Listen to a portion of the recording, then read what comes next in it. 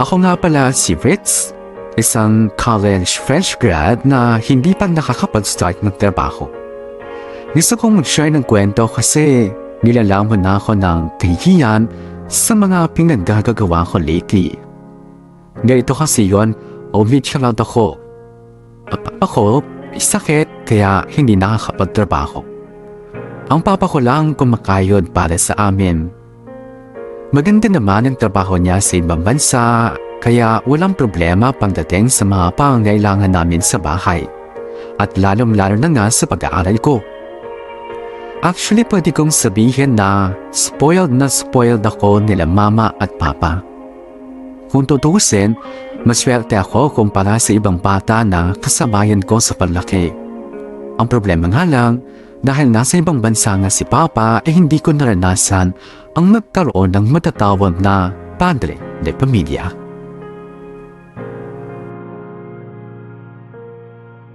Uwian na! Grabe, nakakapagod tong araw na to. Ritz, Uy, Marcus! diretso uwi ka na. Oo bakit? Tambay muna tayo, dyan sa tindahan sa labas. Maaga pa naman eh. Ayoko. Bakit naman? Masama loob ko ngayon. Kita mo naman kung paano ako pagalitan ni Ma'am Velasco kanina, di ba? Pinagtanggol naman kita. Sige na, sama ka na.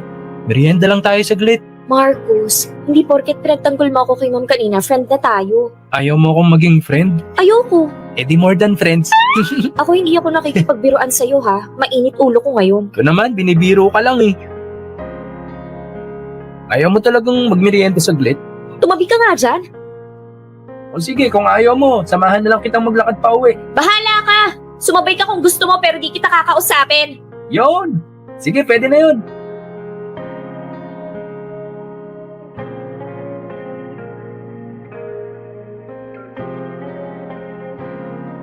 Ninindigan mo talaga yung sinabi mong di mo ako kakausapin. Sige, okay lang. Ang importante, nagkasabay tayong naglalakad ngayon. Hanggang dito mo na lang ako pwedeng sabayan. Bakit? Kapasok sa kanto na yan yung bahay namin. Ayoko may makakita sa akin na may kasamang lalaki. Baka isipin pa nila boyfriend pa kita. Eh di, hayaan mo silang isipin kung anong gusto nilang isipin. Pwede ba, Marcus? Huwag ka na nga makulit. Pag hindi ka sumunod sa sinasabi ko, hindi na ulit ako papayag na sumabay ka sa akin pa uwi. Talaga? Ibig mong sabihin, pwede kitang samahan ulit sa pag-uwi mo? Yan kung susunod ka sa sinabi ko. Oo ba? Sige, walang problema. So, paano? Next time na lang? Oo, sige na, alis na. Ingat. Kulit.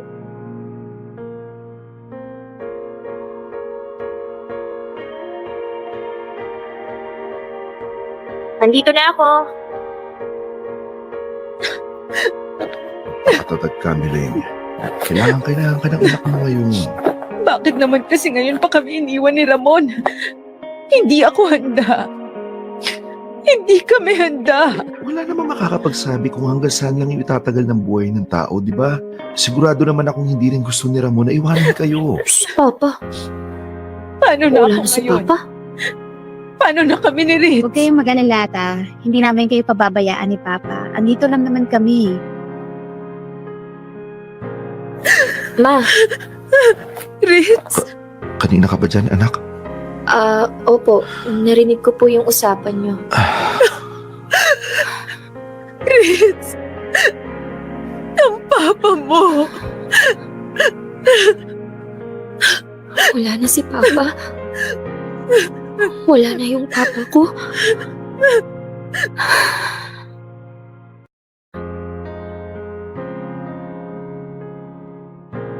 Ritz?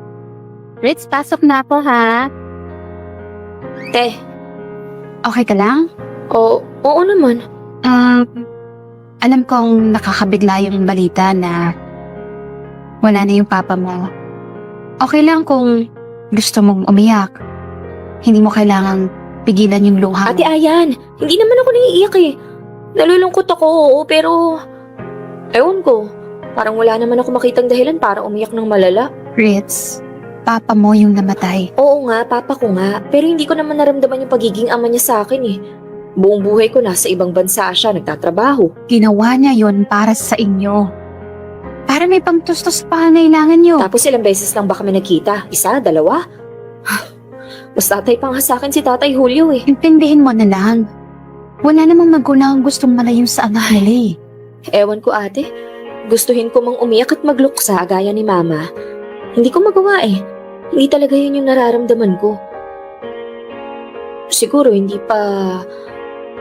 kasi hindi pa masyadong nagsisink in sa utak ko. Hindi mo naman siguro ako masisisi kung bakit wala akong nararamdaman sa pagkawala ni Papa. Kasi buong buhay ko, wala naman talaga siya.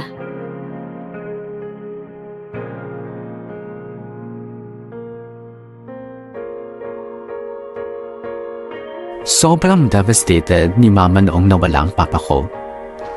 Namatay siya sa construction site habang nagtatrabaho sa ibang bansa. Your listeners are gonna hate me for this, but I'm not gonna lie. Hindi ako masyadong nagluksa noong nawala ang papa ko. Kasi naman, nasanay naman ako na wala siya. Nararamdaman ko lang ang presensya niya sa mga regalo at perang pinapadala niya sa amin. 2 beses ko lang siya nakita ng personal sa buong buhay ko. At hindi ako nagsisilungaling nung sinabi kong mas tatay pa sa akin si Tatay Julio. Kapatid ni Mama si Tatay Julio, siya yung naging father figure ko simula nung bata pa ako. Kapag kailangang magsama ng tatay sa school, siya yung sinasama ko. Kapag may nangaaway sa akin, siya yung nagtatanggol sa akin. Sa Father's Day, siya rin ang palagi namin kasaman mag-celebrate. He is the only father I've ever known. Wala naman akong sama ng loob sa totoong tatay ko. It's just that, mas malapit lang talaga ang loob ko kay Tatay Julio. Not until may nalaman ako tungkol sa kanya na hindi ko nagustuhan.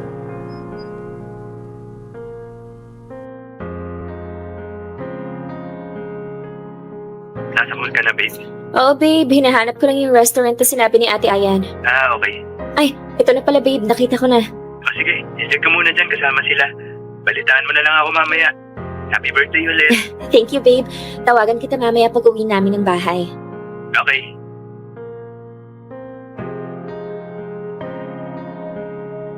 Ritz! Tito! Ayun! Happy birthday, anak! Happy birthday, Iha! Birthday! Thank you po. Sorry na tagalan, tinapos ko pa kasi yung electives ko sa school eh. Okay lang yon. Pero umorder na kami ng food, ha? Halika na, umupo ka na at kumain ka na rin. Mag-thank you ka sa Tatay Julio mo. Siya lahat ang may sagot nito. Sus, wala naman ng bago dun. Si tatay naman talagang palaging nanlilibre kapag birthday ko. Thank you, Tay. You're welcome, anak. Basta ikaw. Alam mo namang parang tunay na anak na rin ang turing ko sa'yo eh. Kaya nga, parang mas anak niyo pa nga yung pamangkin niyo eh, kesa sa akin totoo yung anak. Hayaan mo na, anak. Mas kailangan ako ng pinsan mo. Tsaka dala-dalawa naman ng tatay mo eh. Ayaw mo nun? 2 tatay? Ay, oo nga pala. May kasama pala tayo ngayon. Ritz, si Arnel. Hi, Ritz. Happy birthday. Hello po. Kaano-ano niyo siya, tatay? Katrabaho niyo? Ha? Mahabang kwento. O siya, kain na muna tayo. Mamaya na ako magkukwento sa inyo kapag uwi natin sa bahay. Okay. Okay na. Happy birthday ulit.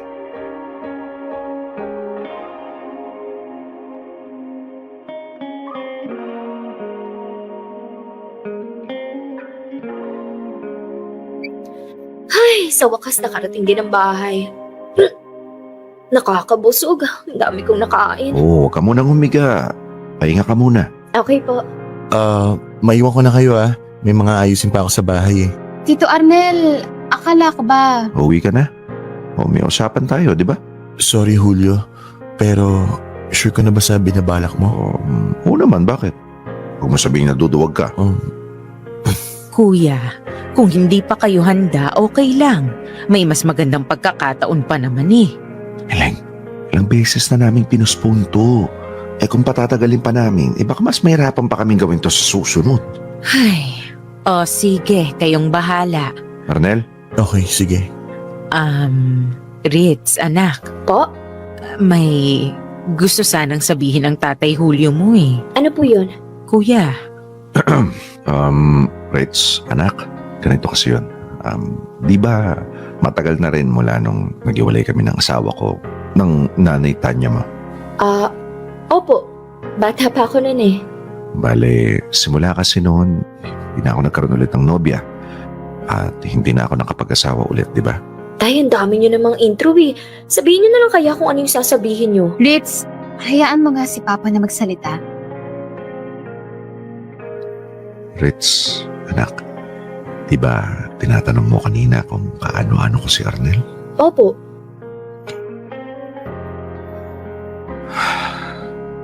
Nobyo ko siya.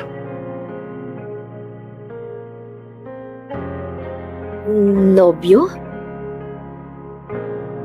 Ah.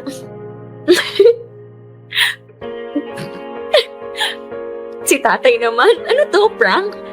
Pinaprank niyo ba ako?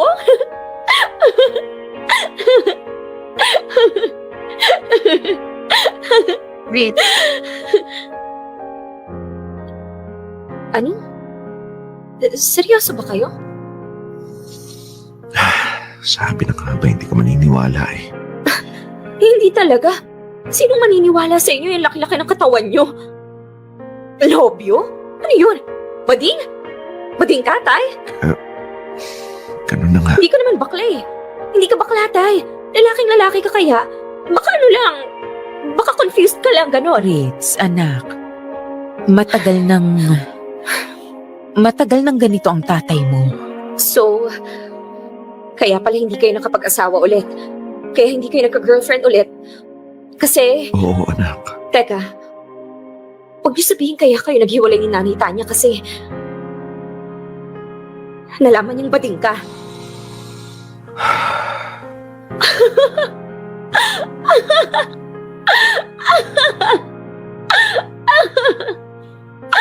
Wow! Wow! Ang gandang pa-birthday! Ang ganda ng surprise niyo sa akin, ha? Yung itinuring kong tatay simula bata ako, bading pala? So ano to? Buong buhay ko pala isang kasinungalingan lang, ganon? Kahit na ganito ako, sinikap kong magpakatatay sa'yo kasi alam kong yun ang kailangan mo. Wow! Edi thank you! Thank you kasi nagkunwari kayong tatay ko kahit na pusong nanay ka pala. Teka, matanong ko nga, so sino mas bading sa inyong dalawa? Sino mas pusong babae sa inyo? Sinong umiibabaw sa inyo? Ikaw? Tito Arnel? O baka naman ikaw, tay? Ritz, sumusobra na yung bunganga mo, ah. Anak, hayaan mo na siya. Pati ikaw? Alam mo to, Ate Ayan? Alam niyong lahat? At okay lang sa inyo? Wow talaga!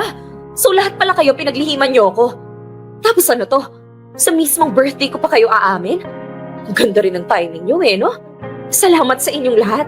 Salamat sa pagsira ng birthday ko.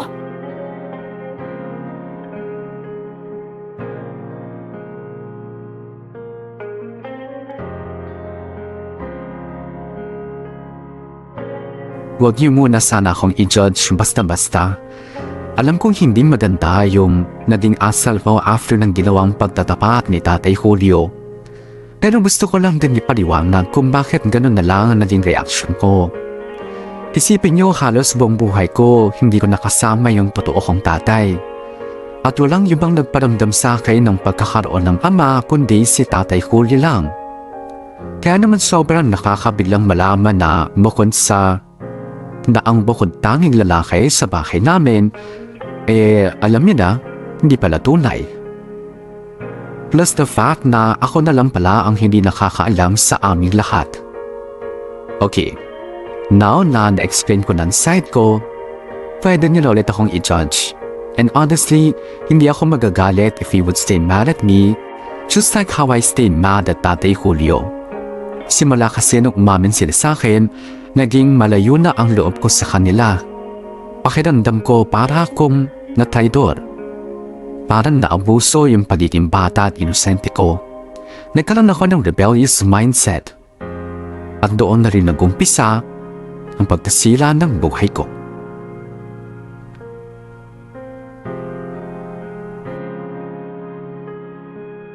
Kabagot naman dito sa school. Kaya pala panitambay ka na lang. Kahit nga. Ang boring naman kasi mag-discuss ng prof namin ngayon eh. Ayaw mo na mag-aral? Tinatamad lang ako, hindi ko naman sinabing ayoko. Ba't hindi mo na lang kasi ako gayahin? Tignan mo, di ako nag-enroll, kaya eto, chill-chill lang. Mayaman naman kasi parents mo, kaya kahit hindi ka magtrabaho someday, mabubuhay ka. Babe? Oh. What if... Huwag na kaya ako pumasok sa next subject ko? Ano yun, magkakating ka? Cutting ang putik. High school naman yung term na ginamit mo. Malay ko ba kung anong tawag ng mga college doon? So, ano? Gusto mo gumala na lang? Saan tayo pupunta? Ikaw bahala, saan mo ba gusto? Sa bahay niyo na lang para tahimik. Yan mukhang may binabala ka sa akin Sira ulo, baka ikaw. Joke lang.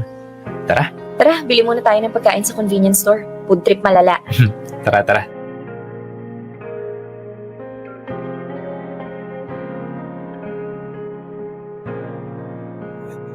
Hoy babe, ba't nandito tayo sa mall? Sabi mo, mag-grocery tayo.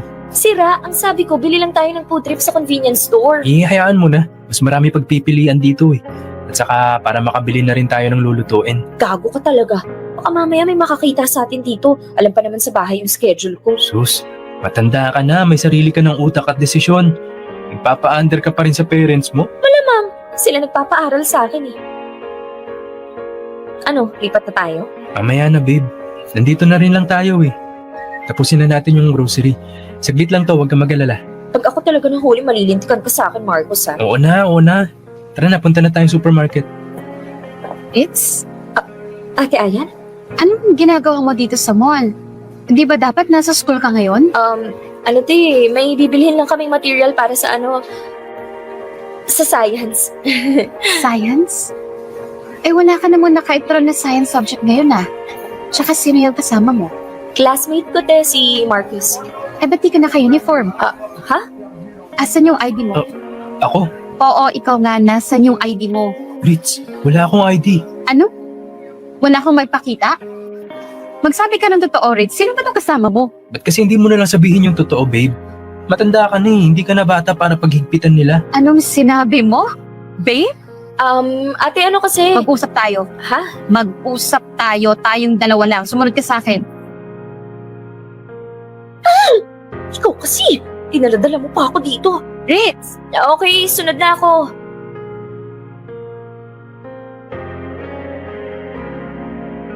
Ano tong ginagawa mo, Ritz, ha? Te, Umabsent ka sa school? hindi pumasok ako sa first subject ko. Yung second subject lang hindi ko pinasukan. Diyos ko naman, Ritz. Hindi ka palang ihinayang sa pinagpapaaral namin sa'yo. Gano'ng tagal mo nang ginagawa to, ha? Ngayon lang, te, promise. Napilit lang talaga ako. Napilit? Nino, nung lalaking yun? Sino yun? Boyfriend mo? Oo. Hindi ka pa nakukonsensya sa ginagawa mo? Nagpapakahirap ang mama mo para mapag-aral ka. Humingi na nga ng tulong sa amin ni Papa para lang ma-enroll ka doon sa university na gusto mo. Tapos a-absent ka lang sa mga subject mo? Ate, ngayon lang naman talaga nangyari to Hindi mo ba naisip ko nung mararamdaman ng mama mo pag nalaman niya to, ha? Ate, huwag mo sabihin kay mama, please. Baka pahintuin niya ako sa pag-aaral. Ayoko naman magstay sa bahay maghapon. Nakakabagot dun, sobra. Yun talaga inisip mo? Nakakabagot? Hindi mo inisip na masasaktan yung mama mo? Ate Ayan, please, huwag mo nang sabihin sa kanya. Hindi na ako uulit, promise. First and last talaga to. Sige na, please. Ate, promise mo hindi mo sasabihin kay mama or kahit kay tatay. Sa ating dalawa na muna to. Please, ate. Siguraduhin mo lang, Ritz, ha? Na hindi na mauulit to. Oo, promise. Next man, swear to God. Sa totoo lang, Ritz, sobrang disappointed ako sa'yo. Isa-isang anak ka lang ni tita. Ganito pa yung gagawin mo sa kanya? Ano ba ginawa niyang masama sa'yo? Wala. Pinalakitan niyang mag-isa. Oo, given na nandito kami ni Papa na nakakatuwang niya. Pero iba pa rin yung hirap na siya na lang mag-isa ang kasama mo sa gabi habang natutulog ka. Sige. Hindi ko sasabihin kay tita to. Dahil ayoko rin masaktan siya. Pero siguraduhin mo lang na hindi na itong mauulit, Ritz. Dahil kung hindi, ako na mismo ang magsasabi sa kanya na patigilin ka na sa pag-aaral.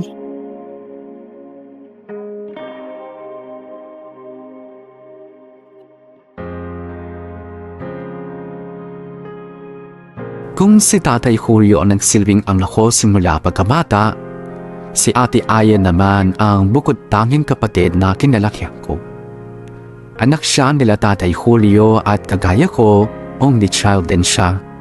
Kaya naman, gets na gets namin ang isa't isa at sobrang close kami. Parang totoong magkapatid na nga kami. Lahat ng mga sikreto ko nung nagdadalaga ako, siya ang nakakaalam. From my first crush, my first manliligaw, my first heartache, lahat alam niya. And so I expected na sasabihin niya rin sa akin lahat ng sikreto niya. Kaya sobrang nasaktan ako noong nalaman kong isa siya sa mga nalihim sa akin ng totoong pagkatao ni Tatay Julio. Anyway, so ngayon, wala na akong karapatang magalit kay Ate Ayan dahil hawak na niya ako sa liit. Nakiusap kasi ako na huwag na lang niyang sabihin kila Tatay Julio at kay Mama kung ano yung nakita niya. Sa totoo lang, yun naman kasi talaga ang first time na nagkating classes ako. At nagkataon na nahuli pa niya ako. Ayaw man niyang maniwala na hindi ko talaga gawain yun ay nag-promise naman siya na hindi siya magsusumbong kila Mama. Basta maipapangako ko lang na hindi ko na ulitin ang gawin ang bagay na yun. Yes, nag-promise ako kay Ate Aya na hindi na ako uulit sa maling nagawa ko. Pero sinong niloko ko? Sa paglalakwat siya lang ako nakahanap ng comfort ng mga panahon na yon. Even Ate Aya na dati kong best friend at sister, feeling ko sobrang bumaba na ang tingin sa akin. Wala ako ibang nasasabihan ng lahat ng sama ng loob ko noon kundi ang boyfriend kong si Marcus. At dahil hindi nga siya enrolled noon sa college, mas nakakabanding ko lang siya kung wala ako sa loob ng eskwelahan. Naging madalas ang pag-absent po noon sa school, kung saan-saan kami pumupunta ni Marcus. Tampay dito, tampay doon, minsan sa sinihan, sa bilyaran, at may mga pagkakataon pa nga na sinasama niya ako sa bahay ng mga tropa niyang mayayaman. Doon ako nakakita ng mga taong pumaparty kahit hindi gabi. Kung tayo sanay tayong mag-unwind after office hours, pues ibahin niyo ang mga kaibigan ni Marcus. Meron sa kanilang may mga basement na may sariling bar. Kaya walang kaalam-alam ang pamilya ko na nagagawa kong pumarty sa oras ng klase.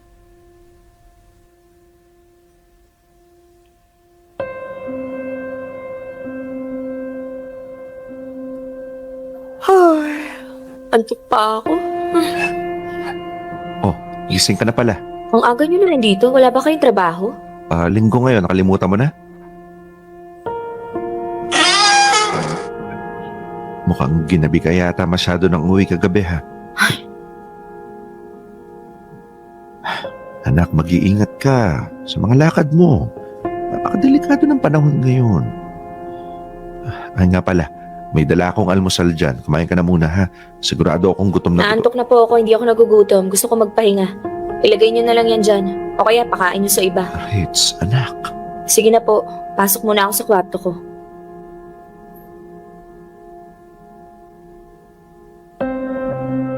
Ritz! Ritz, pinto, Ritz! Ano ba yan? Gusto pa matulog eh. Sandali! Kailan naman puyat na puyat yung tao tsaka pa mang i-store. Ate Ayan, bakit? Ano to? Saan galing yan? Nakita to ni tita sa bag mo. Ma? Pinakailaman niyo yung bag ko? Party drugs to, di ba? Kanino galing to? Kay Marcos? Akin na nga yan? Ba't ba kasi kayo nangingialam ng gamit na may gamit? Paano to itong gumamit niyan? Kailan? Mild lang naman to, hindi naman to pang-adik. Kung makapag-react naman kayo, parang ikakapaniwara ko na to. Bakit hindi ba? Hindi ka ba napapariwara sa lagay na yan? Anak, saan ba ako nagkulang? Wala ma, wala sa inyong problema. Pwede ba, huwag nga kayong OA mag-react. Desisyon ko to, matanda na ako, may sarili na akong utak. May sarili kang utak na nilalaso ng boyfriend mo. Ano bang problema nyo? Nakauwi naman ako, di ba? Namatay ba ako? Nakulong ba ako? Hindi naman, di ba? Sa ngayon, hindi pa. Pero kung hindi mo pa ititigil yan, baka bukas pakalawa, humandusay ka na lang sa daan. Eh di humandusay, at least humandusay akong masaya. Choice ko yun. Sobra na yung pangatwiran mo, ha? Ano ba nangyayari dito? Ba't ang iingay nyo? Kuya,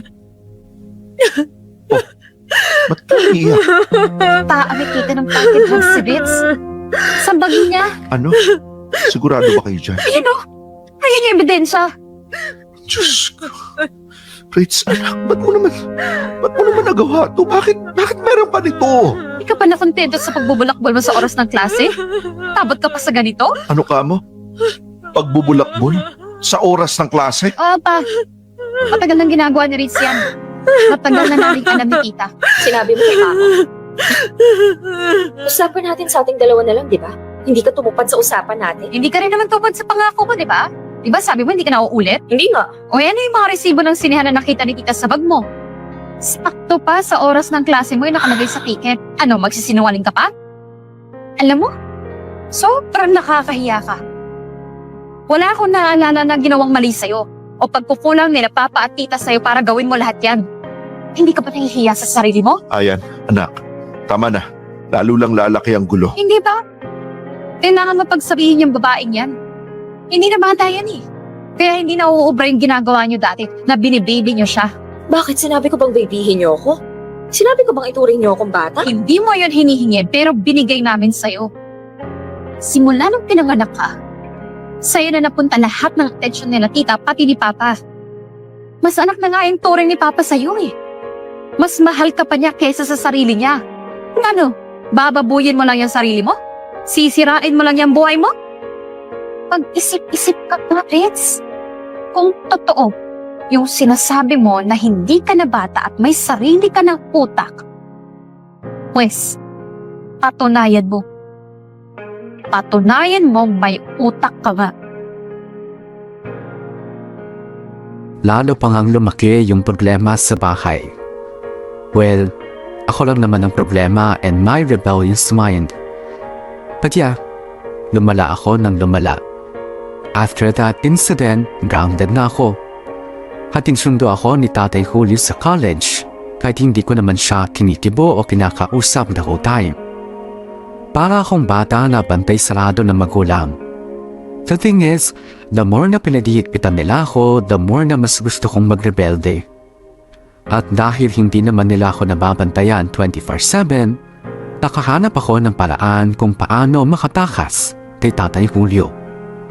May mga pagkakataon po at Bea na nakakalabas pa rin ako ng school lalo na nga in between classes. Walang kaalam-alam ang pamilya ko na natatakasan ko pa rin sila. Until one day, nakalimutan kong bumalik ng school bago dumating ang Tatay Julio para sunduin ako. Wala naman akong narinig na anything sa kanila, so I thought, okay na. Siguro nagsawa na sila sa pagkontrol sa akin. Hanggang sa naulit nang naulit yun. Maraming beses akong hindi nakakauwi ng tama sa oras. Naging malaya ako ng gawin kung ano ang gusto ko. Tagay pa, bakla! Uy, Ritz, tama na yan. Lasing na lasing ka na. Kakaumpisa pa nga lang natin eh. Anong kakaumpisa? Nag-uwian na nga lahat ng kainuman natin, no? Tayong dalawa na lang natira. Ang hina naman nila. Anong oras na rin kaya? 2:30 na ng madaling araw, oh. Siguradong hinahanap ka na sa inyo. Ako? Inahanap? Malabo yun. Wala bang pwedeng sumundo sa'yo dito? Bakla, hindi kita mahahatid. Kaya nga magpaumaga na lang tayo dito. Mamaya ka na umuwi. Hindi naman talaga sila concerned sa akin eh. Gustong-gusto lang talaga nila akong hawakan sa leeg. Ay, nako. Ganun lang talaga ang mga magulang. Minsan nakala natin naghihigit sila. Pero ang totoo, gusto lang nila tayong protektahan.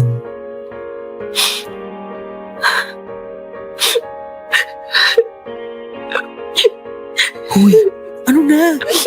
Huwag kang umiyak dyan, bakla. Baka isipin ng mga nakakakita, pinaiyak kita. May tanong ako sa'yo.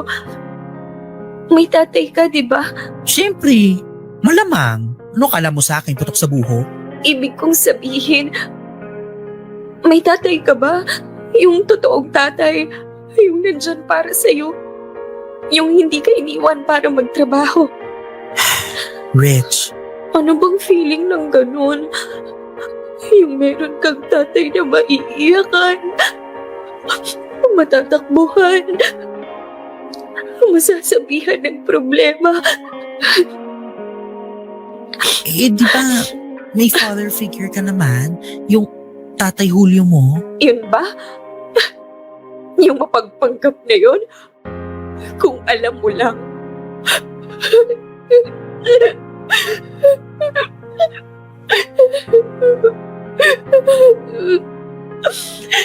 Gusto ko lang naman yung mapagmahal na tatay eh. Alam mo yun, deserve ko naman yun, di ba? Hindi ko alam kung ano yung pinagdadaanan mo, bakla. Pero sure ako kung ano man yung atraso sa'yo ng tatay Julio mo. Alam kong pinagsisisihan niya yun. Halika na. Pahinga ka muna. Tama na muna yung pag-inom. Diyos ko, wasak na wasak ka na. Paano ka kaya makakauwi niyan?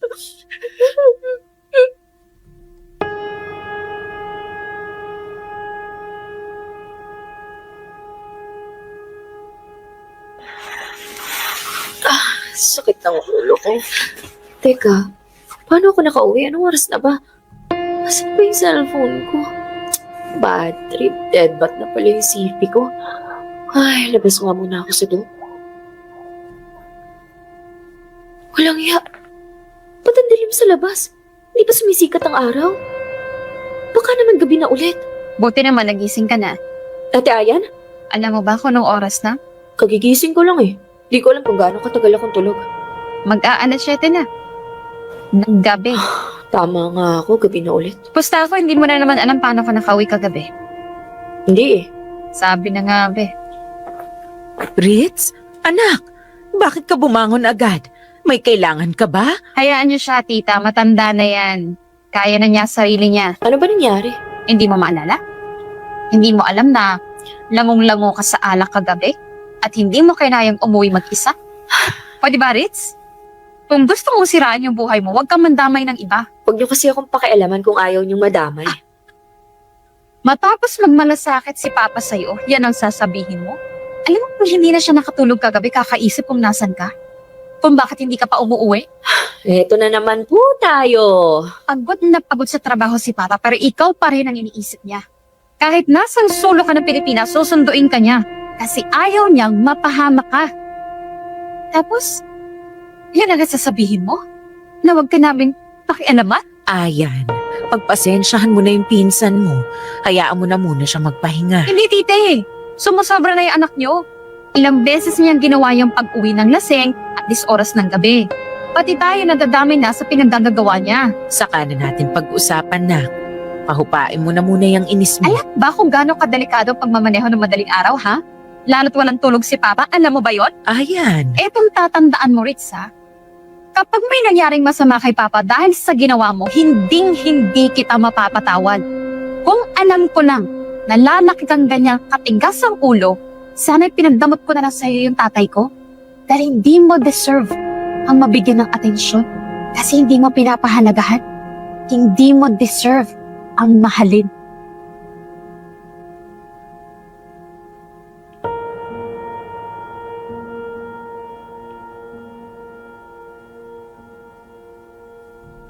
Kaya niyo pa ba? Kaya niyo pa bang tiisin ang pagiging pasaway ko? Kasi kung hindi na, I'm sure mas lalong hindi niyo kakayanin yung mga susunod na ikukwento ko. Sa halip kasi na matauhan ako sa mga sinabi sa akin ni Ate Ayan, parang mas lalo pang pumalpak ang tenga ko. O pumalakpak ang tenga ko. For some reason, parang gusto ko yung ganito. Yung nasa akin ang lahat ng atensyon nila, yung sa akin umiikot ang mundo nila. I'm still that young and childish Ritz after all. Para akong bata na uhaw sa atensyon. So anong ginawa ko? Pinagpatuloy ko lang yung pagiging pasaway. Hindi naman ako ganun ka-extreme, hindi ko naman inaraw-araw ang pag-inom at pag-uwi ng lasing. Pero hindi rin ako napaka-good girl. Okay na sa akin yung paminsan-minsang nawawala sa akin yung focus nila mama and then bigla kong kukunin ulit ang atensyon nila. Na-enjoy ko yung feeling na ako pa rin yung bunso sa pamilya, na hindi nila kayang may mangyaring masama sa akin. Nagagawin nila lahat para protektahan ako. Pero hindi sa lahat ng oras kaya nilang gawin yun. Lalo na nga kung ako mismo ang naglalapit sa sarili ko sa kapahamakan.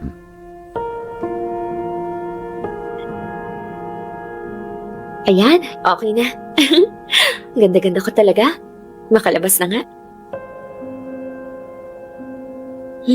Pabot na nga po na ng sasakyan. May lakad ka, anak? Bihis na bihis ka yata ah. May pupuntahan akong birthday. Gabi na. Ma, hindi na uso ang birthday party sa umaga. Bata na lang ang gumagawa nun. Maghapunan ka muna kaya. May ulam naman dyan eh. Nagluto ako. Si mama talaga kahit kailan. Birthday nga yung pupuntahan ko, di ba? Meaning kainan yun. Doon na ako kakain. Oh, sige. Ikaw ang bahala. Pero nak, pwede bang huwag kang masyadong magpagabi? Nag-aalala kami sa'yo eh. Huwag nga kayong OA, ma. Never naman ako napahamak, di ba? Hindi ka pa napapahamak kasi palagi kang sinusundo ng Tatay Julio mo. Kung hindi niya ginagawa yon, palagay mo ba wala pa rin nangyaring masama sa'yo hanggang sa ngayon? O, edi sabihin niyo sa kanya na huwag akong sunduin para magkaalaman. Ay, kainis. Umpisa pa lang ng araw ko, sinisira niyo na. Kaalis na nga. Hello, babe. Papunta na ako.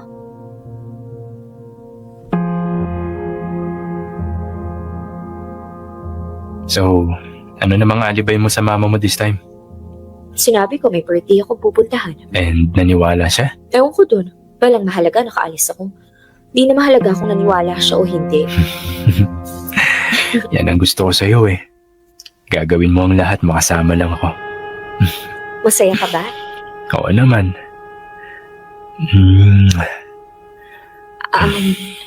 Marcos, wait lang. Bakit? Hindi pa ako ready eh. Hindi ka pa ready? Wala ka bang tiwala sa akin? Meron naman. Kaya lang. Come on, Reds. Matagal ko nang hinihiling sa'yo to. Hindi mo pa rin ba ako mapagbibigyan? Marcos, sorry talaga. Hindi ko pa talaga kaya eh. Hindi pa ako ready. Wala akong pakialam kung ready ka na o hindi. Sa ayaw mo't sa gusto ay bibigay mo ang hilig ko ngayon. Marcos! Ano ba? Marcos! Marcos! Walang iya ka? Marcos! Girlfriend kita kaya susunod ka sa gusto ko. Kakaintindihan tayo? At ngayong gabi, akin ka lang. Marcos! Ano walang iya mo?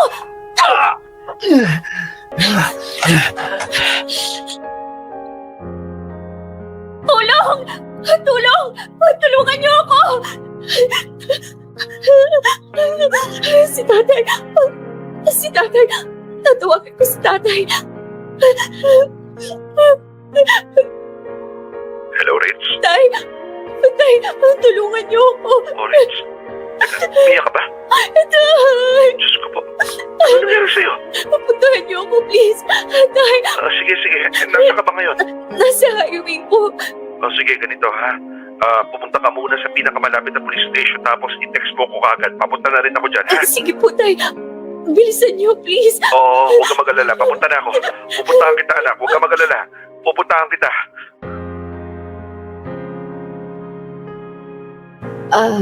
Ate, si tatay, okay lang ba siya? Okay na siya. Buti na lang hindi manla yung aksidente. Kailangan niya lang daw pahinga sa amin ng doktor. Sorry. Sorry, ate. Nakita mo na yung ginawa mo? Ito yung sinasabi ko. Ito yung ayaw kong mangyari. Pasalamat ka na buhay pa si Papa. Dahil kung hindi ko talaga alam kung anong magagawa ko sa'yo. Paano na lang kung hindi ka nakatakas sa Marcos na yun? Paano kung wala kang natakbuhan na police station? Anong kaya sa palagay mo nangyari sa'yo? Hindi ko naman alam Hindi mo alam. Hindi mo alam na mapapahaba ka? Hindi mo alam na manyakis pala yung Marcos na yun? Ritz, ilang beses ka na namin winaringan dyan sa Marcos na yan. Ilang beses ko nang sinabi sa'yo na layuan mo yung lalaking yan. Dahil hindi siya magandang impluwensya sa'yo. Sorry, ate. Sana maging aral na to sa'yo.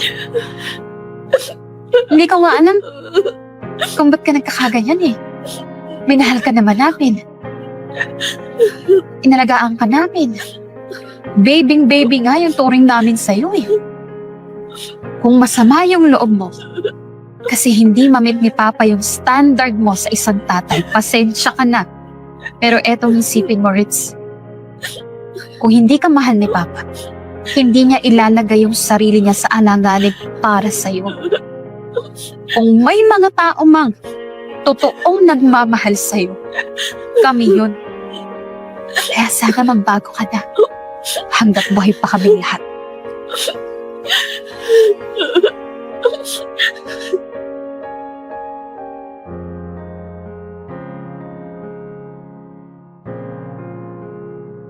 Like I said sa umpisa ng sulat ko, hiyang-hiya ako sa mga pinaggagawa ko lately. And there you have it. That's my way of saying na pinagsisisihan ko na ang lahat. But of course, being the young and immature me, hindi ko alam kung paano aminin yon ng diretsyo. Sa totoo lang, natauhan talaga ako sa mga huling sinabi ni Ate Ayan. Siguro yun lang naman talaga ang hinihintay ko. Yung affirmation na may nagmamahal sa akin. Ay, yun man ganitong feeling. I know it's just a phase, but it's one of those phase na sobrang hirap i-overcome at i-explain. Anyway, ang bottom line lang naman ng kwento ko is hindi ako pinabayaan ng pamilya ko hanggang sa matauhan na ako. And now, sinusubukan ko nang magpakamalit at bumawi sa kanila, knowing na I've been hanging out with the wrong people after all. May awkwardness pa rin sa bahay, syempre, pero tulong-tulong naman kami may ayos ang lahat.